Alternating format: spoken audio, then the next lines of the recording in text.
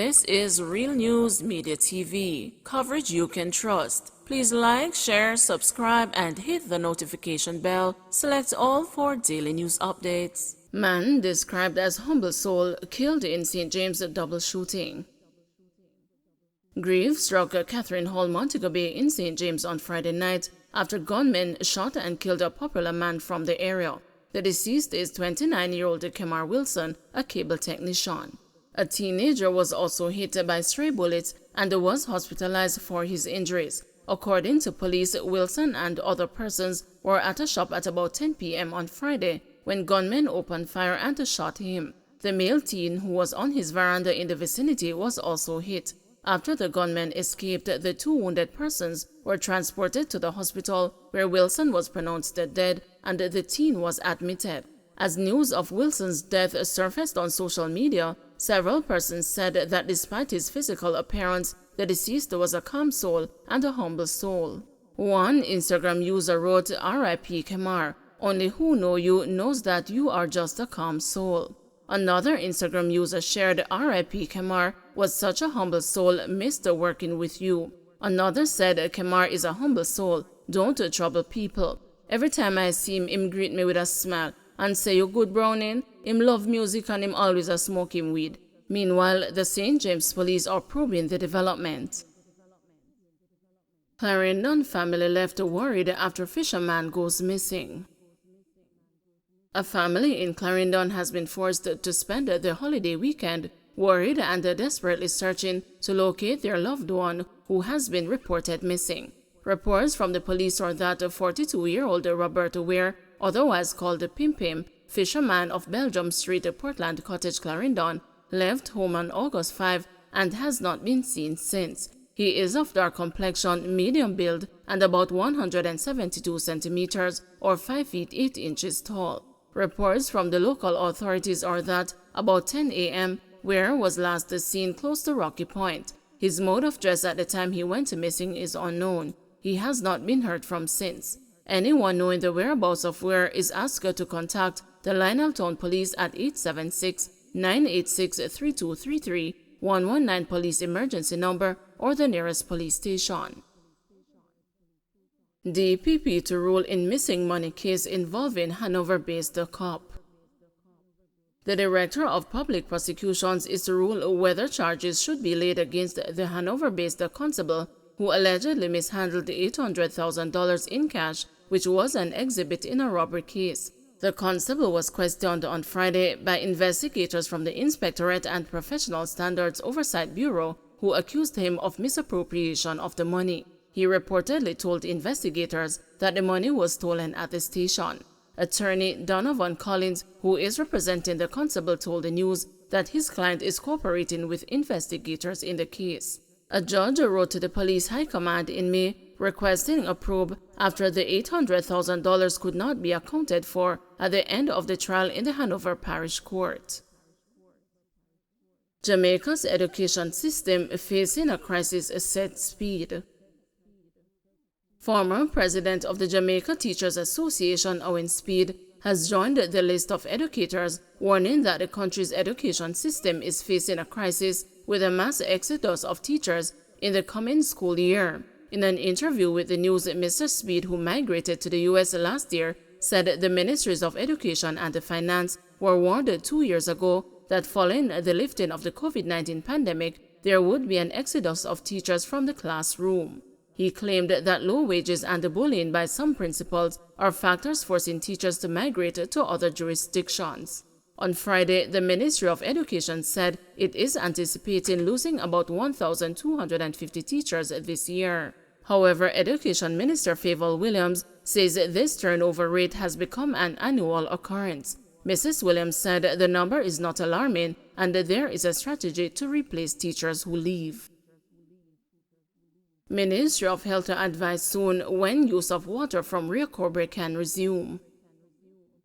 The Ministry of Health and Wellness has advised that residents of Bogwalk and adjoining communities who rely on the Rio Cobre for their livelihood will know by early next week whether they will get the green light to resume using the water for domestic and irrigation purposes. Everton Baker, Director of Environmental Health in the ministry, told the news that samples were collected on Thursday from the contaminated water. He reiterated that the analysis will be expedited. The National Environment and Planning Agency reported on Friday that the water quality in the Rio Cobre had improved. The pollution of the Rio Cobre nearly a week ago resulted in the shutdown of the National Water Commission's Spanish Town treatment plant. This has left a number of communities in Kingston and St. Andrew without water or with low water pressure. Man charged for Clarendon farmer's murder. 38-year-old Derwin Smith of Crooked River, Clarendon, has been charged for the murder of 62-year-old farmer Edward Grant of the same community. Reports from the Midday police are that Grant left home for his farm about midday Monday and did not return. About 9:30 p.m. that night, Grant's body was found by residents who summoned the police. On their arrival, Grant was seen lying on a dirt track with a wound to his leg. He was taken to the hospital where he was pronounced dead. An investigation was launched, and on Tuesday, Smith turned himself in to the Chapelton police. He was charged on Saturday following a question and answer session. His court date is being finalized. Fatal crash on Wilshire Main Road in Trelawney. Road traffic deaths continue to climb. The latest road traffic fatality involved a crash on the Wilshire Main Road in Falmouth, Trelawney. According to reports, the motor car was traveling on the Wilshire Main Road towards Montego Bay when, on reaching a section of the roadway, it is alleged that the driver lost the control of the motor car. It later collided with a truck that was parked on the roadway. The occupants of the motor car were transported to the hospital, where a male and a female passenger were pronounced dead. Up to news time, the names of the crash victims were not ascertained. The latest fatalities push the total number of road traffic deaths to 290. This is 5 fewer deaths for the corresponding period in 2021. Mob killing in Spanish Town, St. Catherine. There has been another mob killing. The latest incident occurred in Corliss Road, Spanish Town. The victim is 29-year-old laborer Chevon Wilson of 89 Corliss Road, Spanish Town, St. Catherine. Investigators say about 3:20 yesterday afternoon, Mr. Wilson was set upon by an angry mob. He was later stabbed, beaten, and chopped to death by citizens. Up to news time, personnel from the Spanish Town CIB were yet to arrest any suspect in connection with Mr. Wilson's killing. Mr. Wilson's killing is the second such reported mob killing in less than a week. On Thursday, 3 men, residents claimed to be motorcycle thieves, were set upon and shot and killed in Negril, Westmoreland. Illegal firearms seized in Shrewsbury District, Westmoreland. The Whithorn police yesterday seized an illegal firearm in Shrewsbury District, Westmoreland. According to reports, a joint police-military targeted raid operation was conducted in a section of Petersfield. During the operation, a Chinese-type semi-automatic rifle was seized. No arrest was made. Rens return to JLP is from source of substantial standing.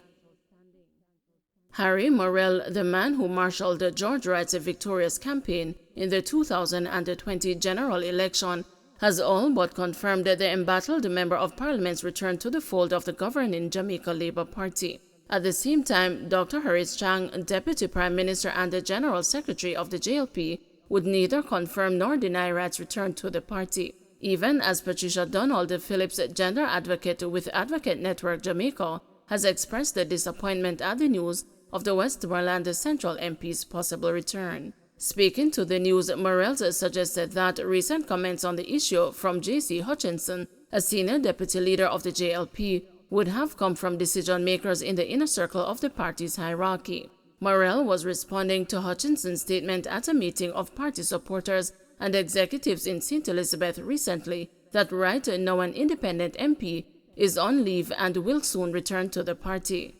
I am truly guided by whatever comments my deputy leader makes. I would not add or subtract anything, Morrell stressed. Whatever comments you hear from Mr. Hutchinson, I think it would have been from a source that is of a substantial standing, Morrell said on Friday. Wright became the center of public attention in April last year after a video surfaced of a man brutally beating a woman, including with a stool.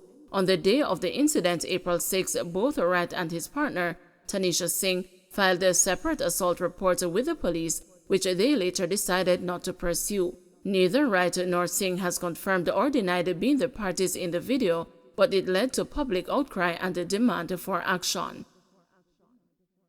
Don't forget to like, share, subscribe, and hit the notification bell. Select all for daily news updates.